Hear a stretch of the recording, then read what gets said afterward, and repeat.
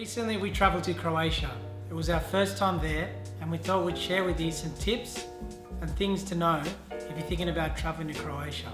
First and foremost, in Croatia, the currency is kuna, not euro like a lot of its neighbouring countries. Don't bring large amounts of foreign currency with you. We found in a lot of the places where we went, they had one or two, if you're lucky, exchange offices, and as you can imagine, they charge what they want to charge. You might be wondering how you actually see Croatia. Well, for us, we decided to take a cruise, and so we went through a company called Sail Croatia on the Explorer cruise.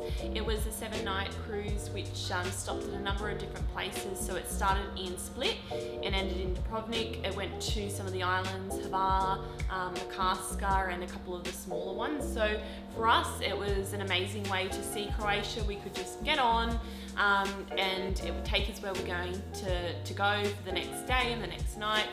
You could drive in Croatia, but I think you'd get probably a very different experience driving than you would being on the water. So we're in Croatia for about a week. Obviously, being connected and being online was important to us, and we're looking for places to eat and things to check out. So we ended up going with Hrvatski Telekom. They're a local provider in Croatia. You can pick up a SIM card pack at a newsagent's or any convenience store.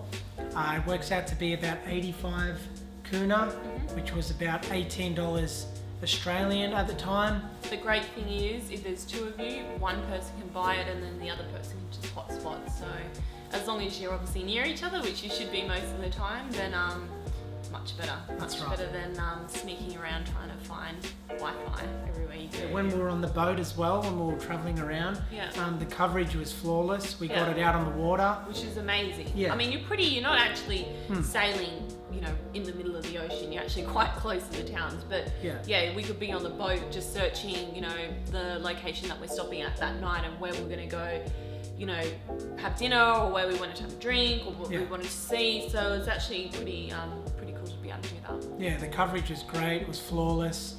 We never had any dropouts, and it's 4G speed, so yeah, it's pretty cheap, and it really helped us out in some places. If you know you're only going to be there for a week, then it's well worth it. It was perfect for us.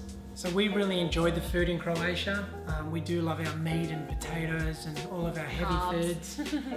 So in Croatia, there's a real Austrian, Hungarian, Italian influence.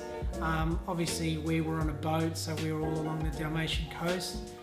There's a lot of seafood. We had a bit of squid and some local fish.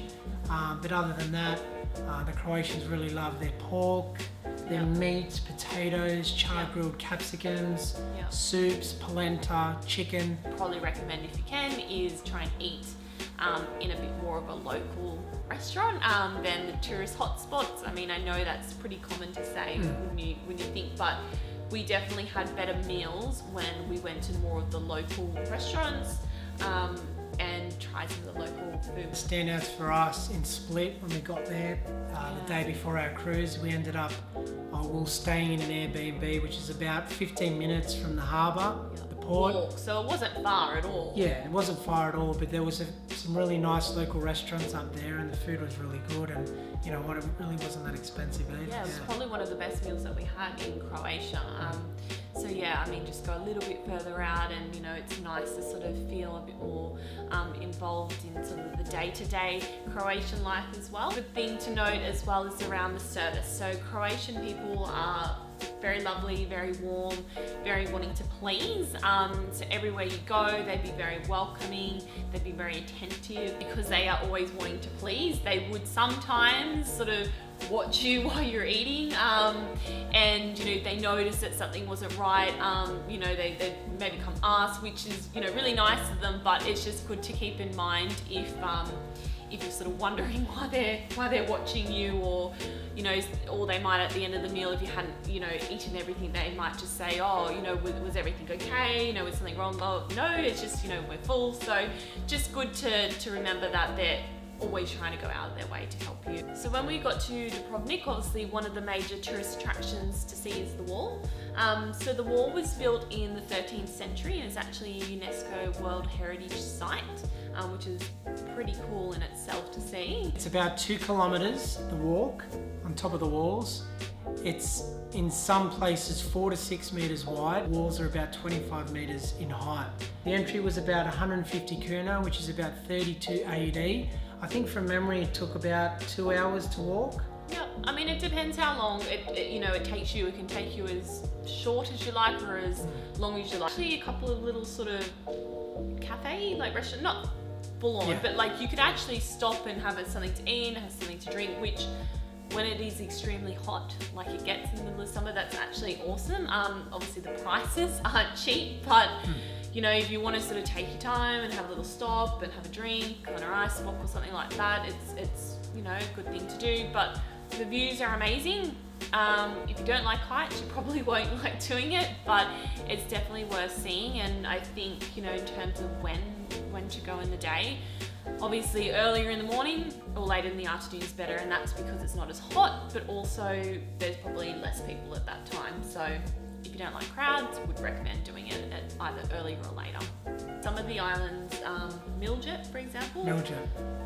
It's very, very small, so you know, you could get off the boat and in 15 minutes sort of see what was there. In 500 meters you could see the port, and that's about it. So, unless you rented a scooter or something like that. So we rented a scooter for a few hours.